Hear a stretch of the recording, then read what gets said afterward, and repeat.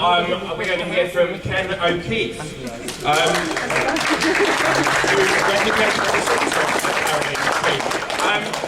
Ken is an activist. He's a former US Marine. He's a veteran of the Gulf War. He led the Human Shield action to Iraq. He was a passenger on the Mavi Marmara during the Gazinger flotilla. Among other things, in autumn 2008, he was in the Free Gaza movement. And he founded Aloha Palestine. But I'm sure we're going to hear about lots of those things. Ladies and gentlemen, Ken O'Keefe.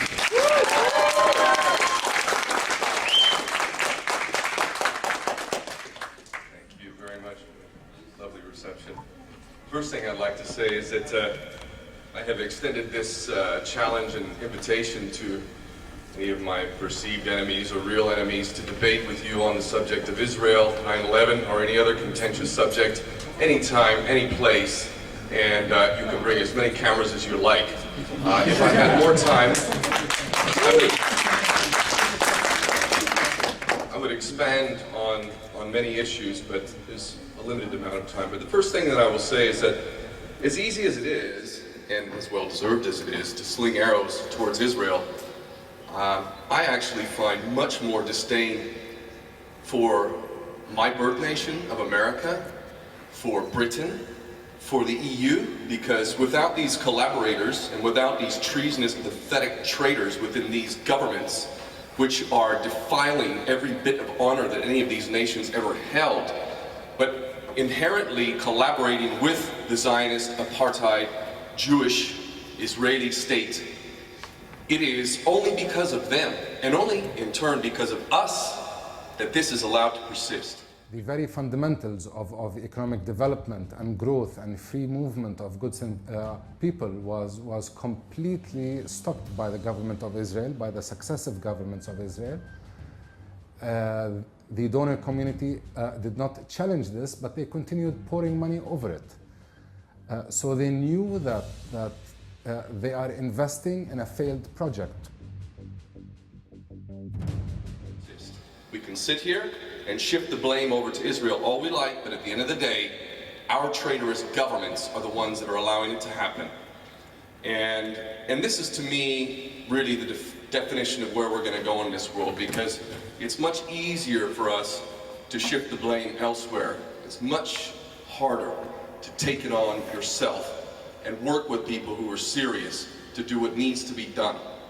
When it comes to the European Union, I can tell you that while they give aid money to the Palestinians, which is effectively a form of infiltration and bribe money, in which they pay Palestinians inflated salaries to work within the NGOs and basically go with the program. Nevertheless, the culture of aid dependency in Palestine is enormous.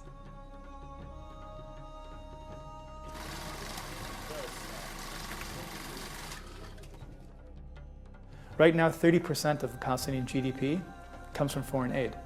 If Palestinians were to become disobedient, as defined by those foreign donor states, that donor money would cease to exist. It allows the donor states to essentially blackmail the Palestinian people. And I know blackmail is a strong word, but we saw the negative effects of donor aid in 2006 and its political implications. When Palestinians elected their own government in 2006, the donor aid money was turned off because they defined the results of the Palestinian election as hostile to Western interests. So therefore they ended donor aid to the Palestinian Authority. You have drained the best of the Palestinian pool to go into these aid organizations and institute a policy of aid dependency, of charitable dependency, which is harming the Palestinians more than most of us understand. And this is exactly why I have been focused on trade for a long time. And mostly not because this is my idea. I've simply listened to the Palestinians. لأنه احنا إذا بدنا نقول شو عملوا المانحين، عملوا طبقة أو نخب سياسية اقتصادية متشابهة أو متجوزة بعض وقاعدين، هذول النخب هم اللي برسموا قاعدين سياسة البلد. If you listen to the Palestinians, they are not going to tell you we need more aid. That's not what they're saying. What they're saying is we need freedom of movement. We need for you to do your job to get your governments off our back by backing the Israeli regime at every turn. And you're not doing it because they're still doing this. The European Union is doing 25 billion euros a year in trade with Israel while they dole out a little bit of crumbs and bribe money through aid. This is carrying out a policy that is destroying the fabric of the culture of the society at a base level. Effectively what's happening, and especially in Gaza, is that the people of Gaza, the parents of Gaza, and as a father of two, Palestinian kids by the way, my wife is Palestinian, my children have Palestinian blood, but even if I wasn't with a Palestinian woman, and even if my children had no Palestinian blood, I am a Palestinian. My heart and my soul is with Palestine, and it matters not where my blood comes from.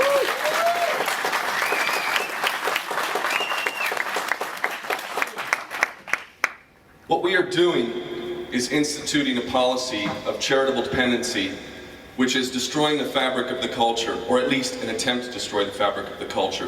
The Israelis know this very, very well.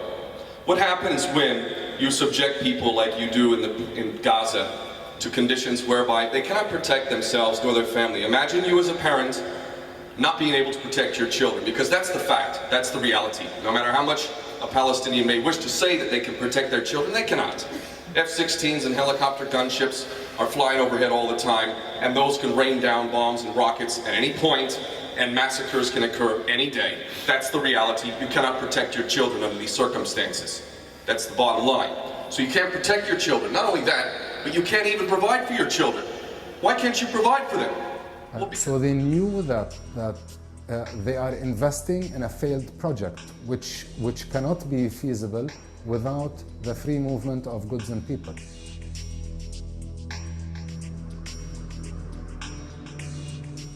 At least 30% of Palestinians have been designated as poor, with nearly half of these falling into the category of being very poor.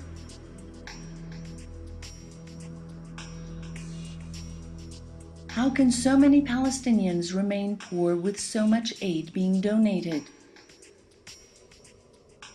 Well, because the Israelis are doing just fantastically with 25 billion euros a year in trade with the EU. They're doing fantastically. How much trade is the EU doing with Gaza? How much? Zero, basically. A few carnations are flowing out every now and then to Holland. That's about it. They don't need aid. Who wants to live on a handout? Who self-respecting person wants to live on a handout? Does anybody in here really want to live on a handout? Are you that lazy? And this is what we're subjecting the Palestinians to. The Israelis know this. Now, to even debate whether or not it is an apartheid system is to enter into an insult to our collective intelligence. It is beyond apartheid, according to Nelson Mandela and Desmond Tutu. Do we need to ask any more people than that? And we can ask more if we like. These two people, are we going to challenge their integrity? Are these people anti-Semitic as well? Is that going to be the base charge against them? These people have said that it is worse than what you experienced in South Africa under the racist apartheid regime of South Africa. Do we need to go much further than this? But if we need to go, we can go further than this. It's not even apartheid for just the Palestinians or Arabs. Even amongst the Jewish population, it's not all the Jews that are treated equally. Definitely not. Definitely not. The Ashkenazi Jews, which have no real claim to this land at all, and that's a fact, the Ashkenazi Jews are the ones that you'll find in all the high positions of power. The Sephardic Jews, which actually do come from that region, are not in the same level of consideration at all. That's a fact. Never mind Ethiopian Jews and other Jews from other parts of the world. Don't even tell me that the treatment for them is the same as an Ashkenazi Jew. That is ridiculous, and the facts make that very, very clear. Now let's get into the Arabs that live there, the so-called Arab Israelis, Palestinians. Let's make it clear, Palestinians living in an occupied land. There is no question at all that the rules are not the same for them. They cannot marry a non-Jewish citizen and have them become full Israeli citizens. We have a million different examples of why this is an apartheid state, and the best argument that the Zionists have is that technically, according to the original definition of apartheid, which is based on a racial prejudice, technically it doesn't fit that description. But thankfully, for the Rome Statute and the International Criminal Court, the definition has been redefined, so the same type of system employed or used against a national or ethnic group applies or can be defined as apartheid. It is an apartheid system. There is no debate on this. For me, however, the question is not whether it is horrendous, whether it is unjust. If you can't see the injustice of what's happening, then you are blind. It is obvious. I think Palestine is a microcosm of the world. I really do. In fact, the reason why I got involved with Palestine is not because I had some emotional attachment to it or some anti-Semitic, anti-Jewish tendencies. I had nothing of the sort. My interest then is what it is now, but strategically I came to the conclusion that the way of Palestine is the way of the world. This is probably the biggest problem that's stirring up more problems on a global level than any other single issue, has been for a long, long time, which is the real purpose of Israel, to maintain perpetual conflict. That is the real point of Israel. There is no genuine interest in peace. For us to believe, shalom, that there is an interest in Israeli power structures for peace is for us to believe that these people are the stupidest people on the face of the planet. Because there is no way that a people would carry out the kinds of policies that Israel is carrying out if you wanted peace. Are you stupid? No, they're not stupid. They don't want peace. And they certainly don't want equality amongst all the people inside of so-called Israel. Because what would that mean? It would mean the end of the racist apartheid Jewish state of Israel. That's what it would mean. And they know this. Now, let's be clear. If it was possible for an Israel to exist in which it truly accepted all of the people of that region, especially the original inhabitants that were kicked out and murdered in mass, if it could somehow legitimately recognize all the people of that region as brothers and sisters and make sure that laws existed in which every last person was treated equally, then I would shift my wrath towards Israel to an opening of seeing if this nation could conceivably act with any human decency. But there is no indication that there is any genuine intention for anything like that at all. So, if Israel is inherently a racist state, if it is inherently an apartheid state, then I want no part of Israel. It has no place in this world, and it must, in its current form, if you want me to use some inflammatory language, in its current form should be destroyed. Just like the UN in its current form should be destroyed. Just like the American Empire in its current form should be destroyed. Just like the British Empire in its current form should be destroyed. Just like every corrupt, racist government should be destroyed.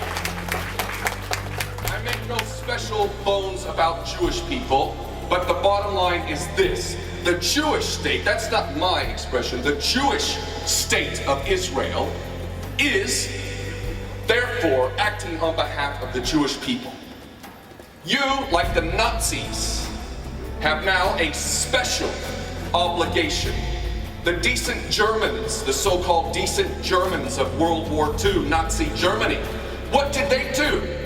What did the decent Germans do when the Nazis came to power and started to institute their policies? What did they do? They didn't do enough, did they? Did they do enough to stop the Nazis? No, they didn't. And what are the Jewish people doing right now?